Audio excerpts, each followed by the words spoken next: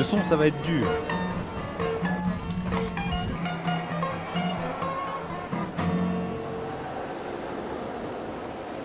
Alors, quelle est la différence, d'après vous, entre le sable tassé et le sable non tassé? Oui, Il voilà. y a moins d'air entre les grains, Oui, eh bien c'est ça. c'est une très bonne réponse. Et j'ai une expérience à vous montrer sur la différence entre le sable tassé et le sable non tassé. C'est une expérience relativement spectaculaire. Alors, il me faut pour ça une éprouvette et un bâton. Alors l'idée, ça va être de planter un bâton dans le sable. Le problème, c'est qu'ici, mon bac, il n'est pas assez profond, donc je vais le mettre dans une éprouvette et je vais remplir l'éprouvette de sable. Voilà, hop, on met du sable, tout simplement. Alors ici, mon sable, il n'est pas tassé, vous êtes d'accord? Je l'ai juste mis. À votre avis, est-ce qu'il est facile ou difficile d'arracher le bâton? Facile. Facile. Vous l'essayez, madame? Facile, Plutôt facile. vous l'avez dit. Oui, c'est pas tassé. C'est pas tassé. Voilà. Alors maintenant, on va refaire la même expérience en c'est le- tassant le sable. Alors, on va faire pareil, on va remettre du sable dans l'éprouvette. Voilà. Voilà. Cette fois-ci, on va le tasser. Alors pour le tasser, je vais tapoter, je vais faire vibrer mon sable. Et regardez ce qui se passe quand je le fais vibrer. C'est diminué déjà. Alors regardez, effectivement, madame a remarqué que le niveau du sable diminuait dans l'éprouvette. Alors à votre avis, qu'est-ce qu'on est en train de chasser quand on L'air. tape? L'air. Hop. Voilà, je refais encore un petit rang, histoire que ça soit joli. Alors maintenant, d'après vous, est-ce qu'il est facile ou est-ce qu'il est difficile d'arracher le bout de bois? Plus difficile. Alors est-ce que quelqu'un veut essayer? Un homme? Ah, vous pouvez, bien jeune homme aussi. Alors, je vais te demander d'essayer d'arracher. Alors attention, il y a la caméra juste derrière, voilà. Tu vas essayer d'arracher le bâton. Par contre, essaie de ne pas tourner. Essaie de tirer verticalement. Tu es prêt? Attention. Vas-y, à demain.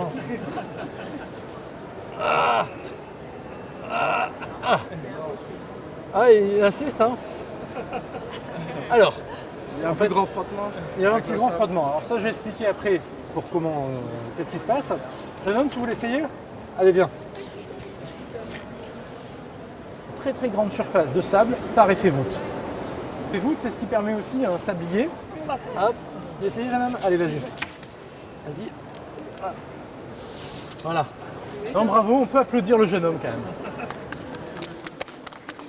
Bravo, jeune homme. Alors, que exactement en fait? Alors maintenant, je vais vous expliquer ce qui s'est passé. Pourquoi le jeune homme, tu t'appelles comment? Abi, est arrivé à arracher le bâton. Alors, en fait, pour vous l'expliquer, on va imaginer qu'ici, c'est mon éprouvette. Donc ici, on a les parois de mon éprouvette et ici, le fond. Et on a placé, donc, le bâton dans l'éprouvette. Et ensuite, on a rempli de sable. Alors, pour que ça soit plus visuel, je vais chercher un sable facile à voir. Hop. Voici mon sable. On va le verser dans l'éprouvette.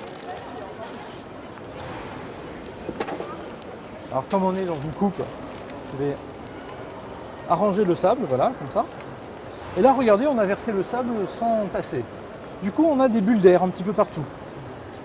Ce qui va faire que lorsqu'on va vouloir retirer le bâton, vous voyez cette balle par exemple, elle touche le bâton. Donc par friction, vous allez emporter cette balle. Mais vu qu'il y a des bulles d'air tout autour, eh bien, elle va pouvoir se déplacer pour prendre la place de l'air. Donc il va être facile d'arracher le bâton. Alors que lorsqu'on a vibré, on a tapé sur l'éprouvette contenant le bâton et le sable, eh bien on a fait remonter l'air à la surface. Et alors là, les grains vont s'arranger d'une manière un petit peu particulière. Alors pour vous le représenter, je vais arranger moi-même les grains. Bien sûr, dans l'éprouvette, cela se faisait naturellement.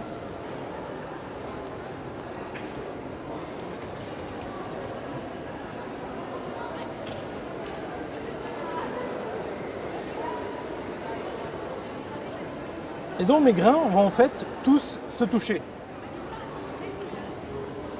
Hop.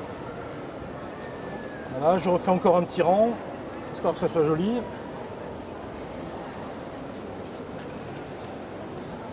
Voilà, comme ceci. Et donc là, on s'aperçoit, imaginons qu'il y en ait beaucoup, hein, il n'y a plus de bulle d'air entre les grains. Ce qui fait que lorsqu'on va tirer sur le bâton, on va appuyer sur ce grain. Mais ce grain va appuyer sur son voisin, qui va appuyer sur son voisin, qui va appuyer finalement sur le bord de l'éprouvette.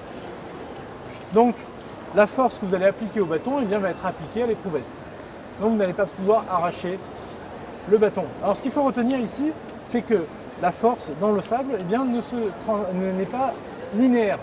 Elle emprunte des chemins en forme d'arche, et c'est ce qu'on va appeler l'effet voûte.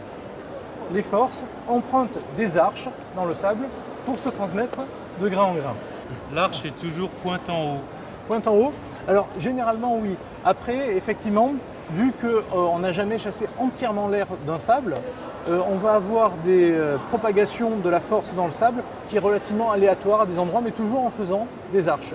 Donc effectivement, globalement, on va dire, sur un très très grand nombre de grains, on aura une arche vers le haut. Par contre, elle n'est pas aussi régulière, elle a des irrégularités dans sa propagation.